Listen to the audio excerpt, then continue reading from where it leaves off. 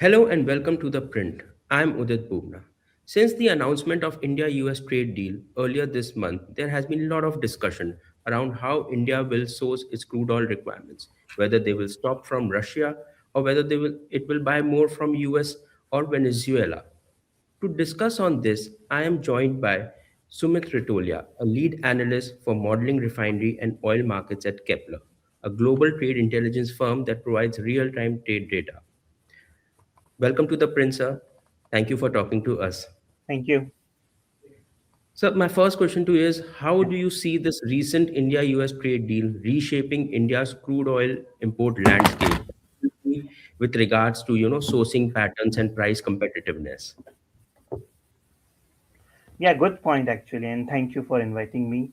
The the latest trade deal, or I would say a trade deal framework that is being finalized, is likely to increase India's optionality and even a bargaining leverage rather than flip into India's overnight or over the months crude shift.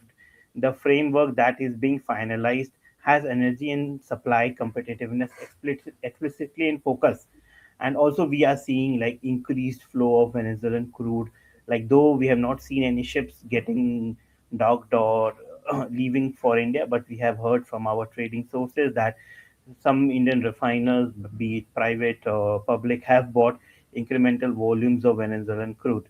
So looking forward, it gives India a good optionality to increase its diversification, and if you look into India's import balance sheet from last 2 3 years, like Indian refiners have been diversifying crude from many other sources, like even from distant Canada to difficult crudes in Canada to Latin to even from Western Africa, and again Middle East remains one of the top suppliers.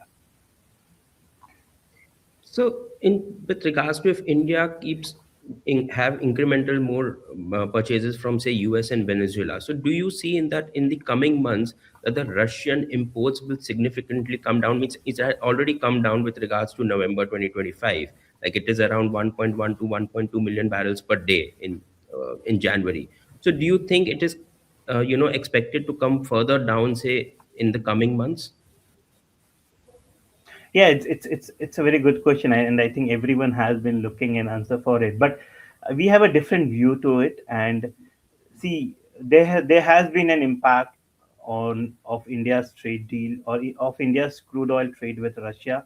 There's no doubt. Like the number speaks for itself, and like at one point, like June 2025, I remember India's import from Russia was around 2 million barrels per day, and in February we will be closing at just around 1.1, 1.2 million barrels per day. That is around not 50%, but around 40 to 50% of decline from what India used to import at peak. So again, like we need to understand, like though the trade deal framework has been ongoing discussion, but I will go with what the government of India has been saying, that there is no deal in terms of like India will not be buying crude from this country or that country, because again, Russian barrels still remain sanctioned apart from whatever the supply has been sanctioned, and Indian refiners has been following that. So we see Russian barrels trade within around the same around 1.1 million barrels per day, but we don't see an outright stoppage or outright decline to Russian barrels. Even if it has to be, the government has to change its policy, or there has to be some policy guidance that India will not be buying any Russian volumes from this month or that month. But again, yeah, we have been seeing Indian refiners have been diversifying, and again, as we were speaking, like with Venezuelan crude coming into the market, it also gives Indian refiners a leverage to increase its bargaining power. So going forward, we see Russian crude around 1.1. Even at times we might see like April and all. We know that some mega private refiners are going for their maintenance that are fully dependent on Russian barrels. So we may see Russian barrels dipping below 1 million barrels per day, but it will be a cyclical in nature. Okay. So means basically you are saying that it will continue, or albeit it will be not at previous year levels, but I, it will still yeah, at continue the lower levels. at Yeah, the lower level. See So again, Russian barrels will remain a central to India's crude diet, but yeah, it's not going away significantly.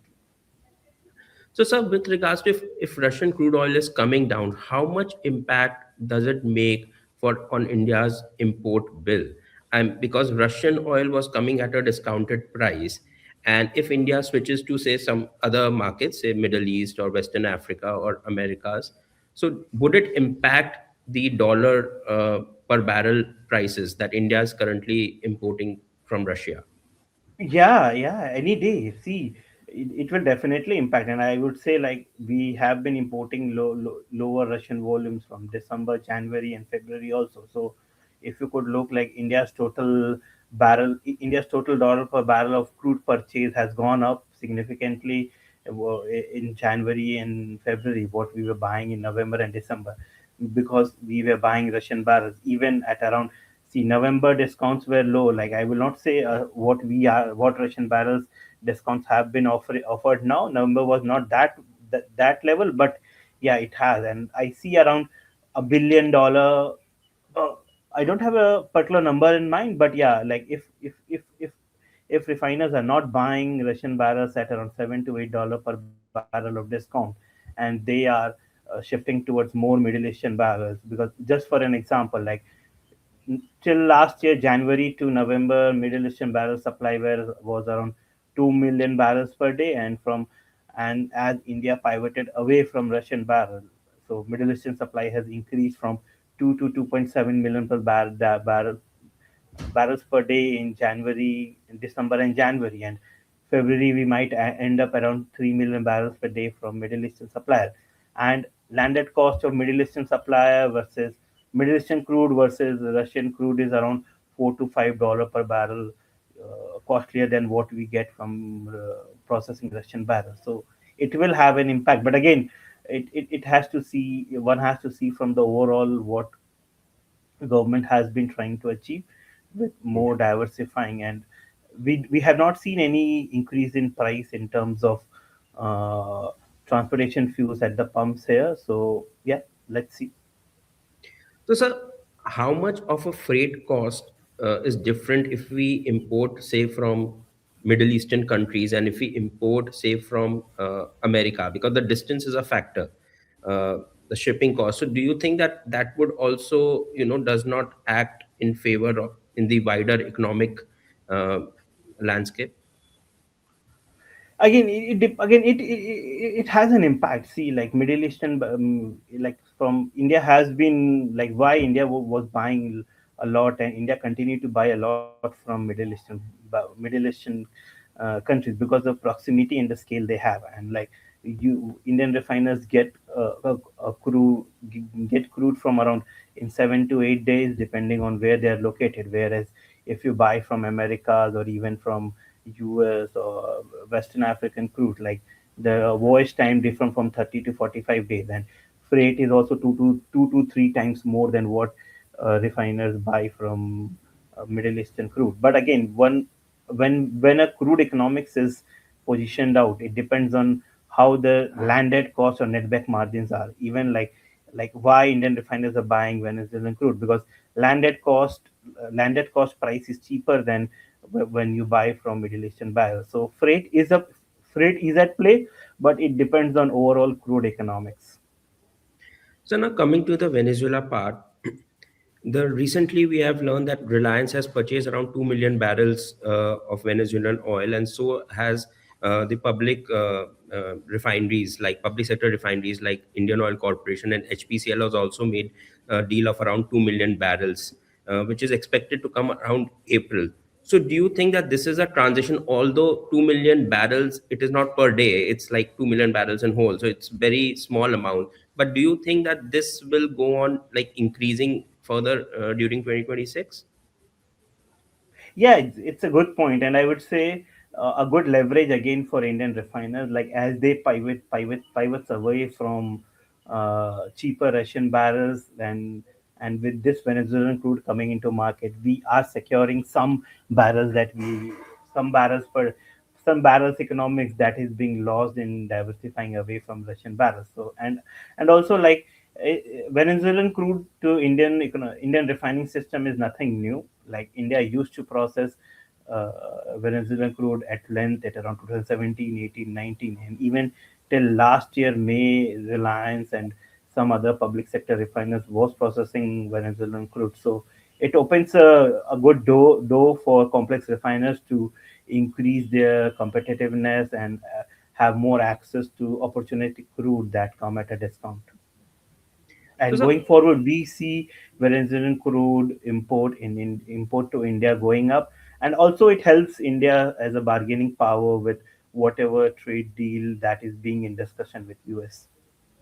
So, sir, what I have learned is that the Venezuelan crude grade is quite different from that of Russian grade or Middle Eastern grades. So, Yeah. how different it is, and what kind of refinery standards in India do we have that we can process that oil? Means, Yeah, so I will not go more into technicalities, but yeah, Middle Eastern and particularly Russian barrels like Urals, what Indian refiners were mostly processing, I will qualify them as a medium API or medium API crude, whereas what you get from Venezuelan barrels is one of the difficult crude with high acidic content and heavy grade with API ranging around 10 to 15.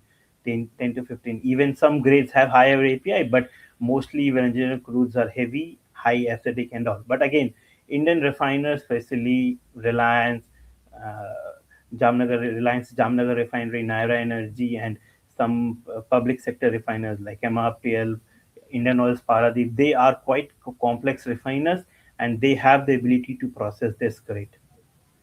But so, whether sir, it becomes a large and in sustained or in and consistently it is getting processed, it will depends on many factors like as we discussed economics, rates, and how Venezuela ramps up its export reliability.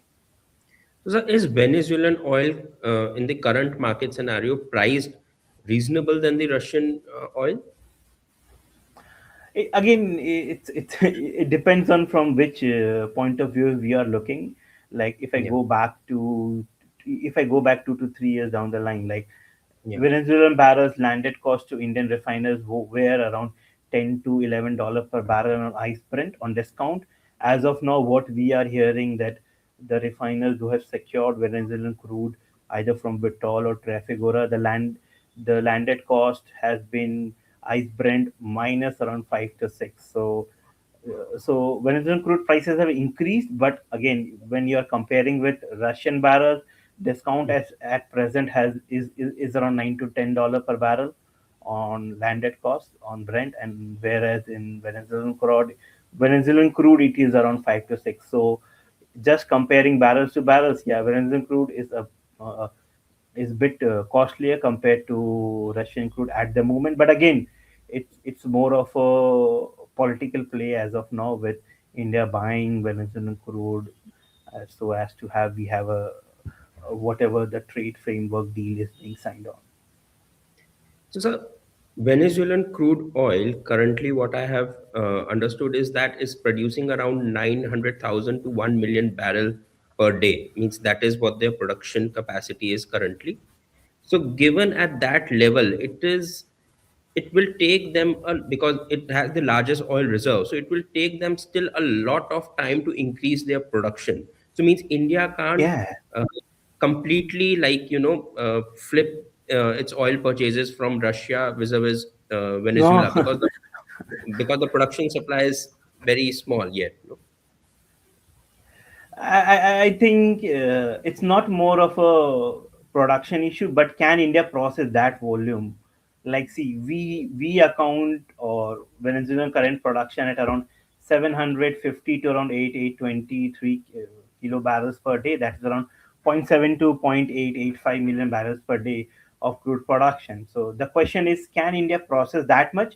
I don't think so. Can like India can directly flip from whatever they were buying from Russian barrels to Venezuelan barrels because these are not like to like barrels replacement. So again, what I was mentioning earlier, like Russian barrels are more closely in line with Middle Eastern barrels. So we'll see more Middle Eastern barrels supply increase from India rather than just full to full replacement from Venezuelan barrels. So even in a hypothetical scenario, like Venezuelan can produce that much of barrel. But Indian refiners are not that equipped because, as mentioned, like it's one of the most difficult, heavy and highly acidic crude. So answer is like it will give an Indian refiners the leverage to process and increase more of a diversification rather than a full to full replacement. So I see Venezuelan as a supplementary supplier that can grow at the margin rather than a full to full replacement.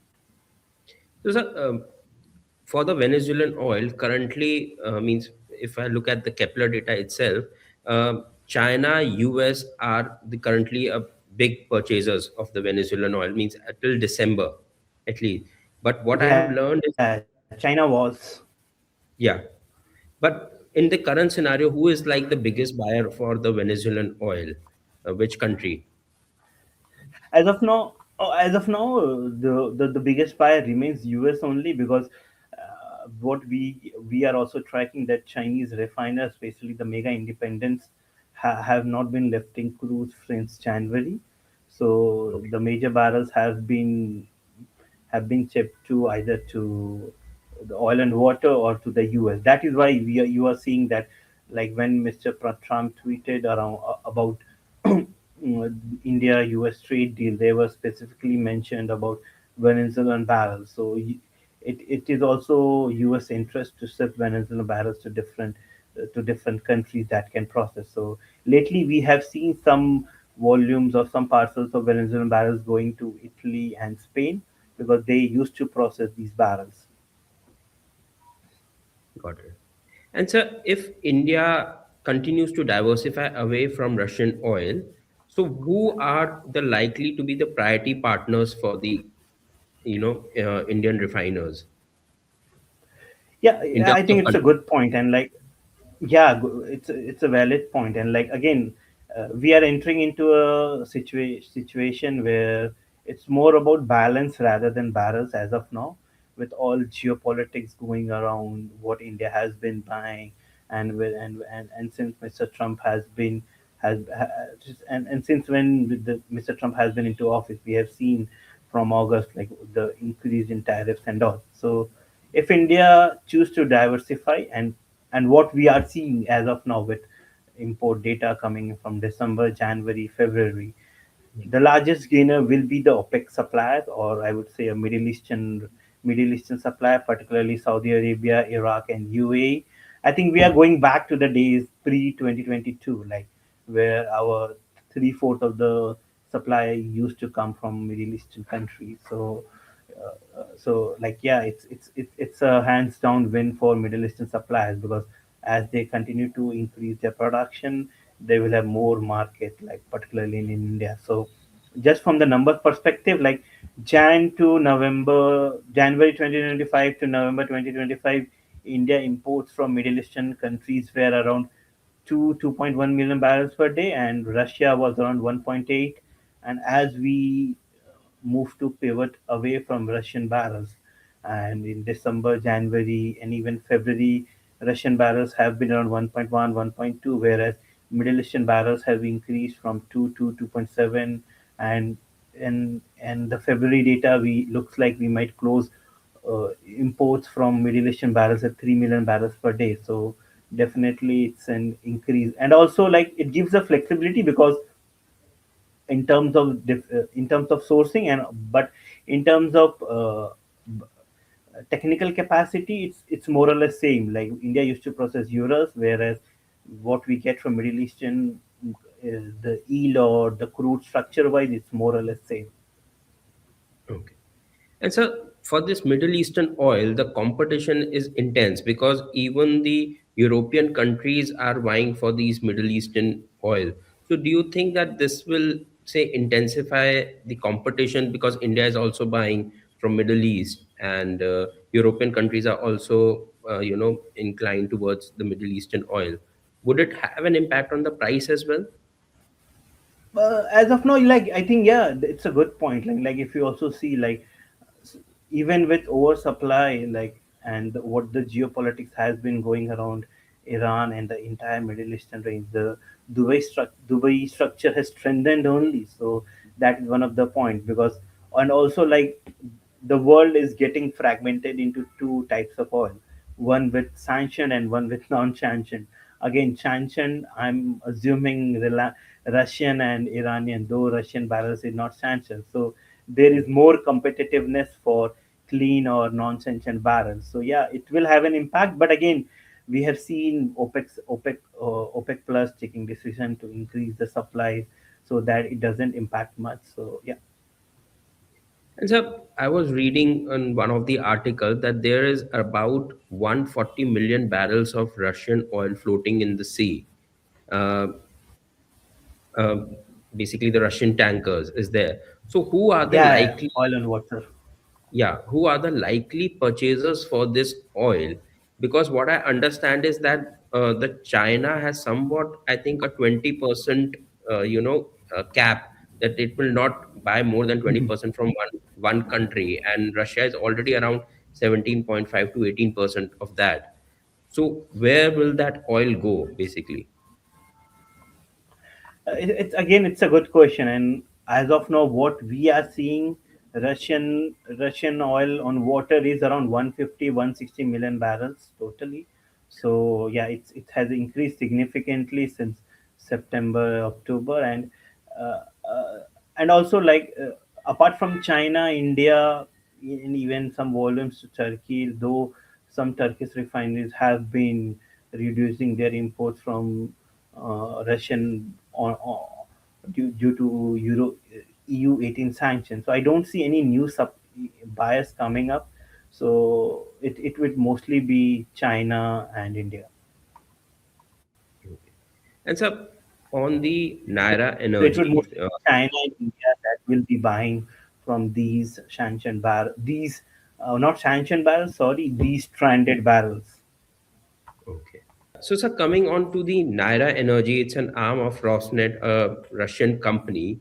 So, how currently Naira is sourcing its oil and its product, because it is being sanctioned? So, where is it selling its products to? Which countries?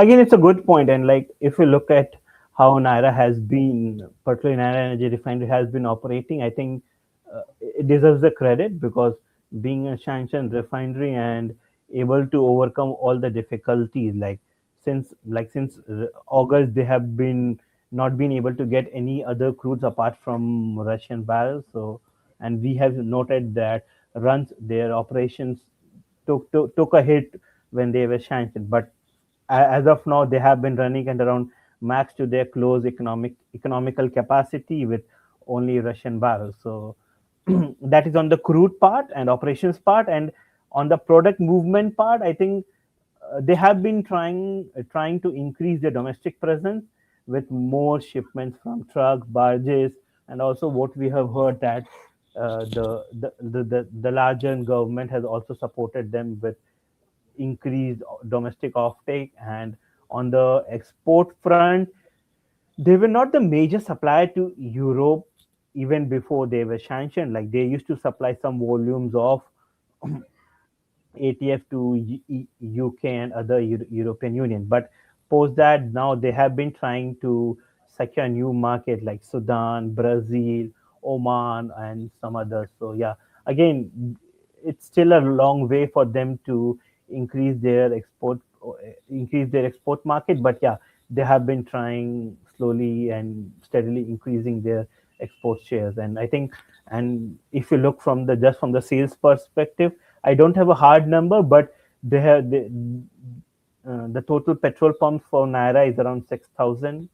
So given a single refinery, they are trying to focus more on domestic markets also. So, finally, like going forward, how do you see 2026 shaping up in terms of crude purchases for India? Means what strategic and pragmatic changes do you see that the Indian government taking for the rest of the year? So again, one of the strategic and pragmatic, what I see and what we have been vocal around is that economics will still decide what crude India buys, because at the end of the day, refiners government can guide refiners to take this volume of crude, that volume of crude, depending on the geopolitics. But the final number depends on the refinery economics based on their complexity. and increased focus on diversification. Again, Venezuelan crude is one of the more the recent examples that we are able to secure deals and uh, increase our imports from that. So going forward, I don't see again I don't see any outright decline to Russian volumes, as we have also noted down what Minister of External Affairs and overall the larger government of India has been saying that because it depends the choose of barrel depends on the companies, and we see more incremental diversification with economics in play. Sure, sir. Thank you for your time. I think we are in interesting times, and coming months will be interesting to see how India source its crude oil requirements. So, thank you for your insights, sir, and thank you to talking with the print. Yeah, thank you for inviting me.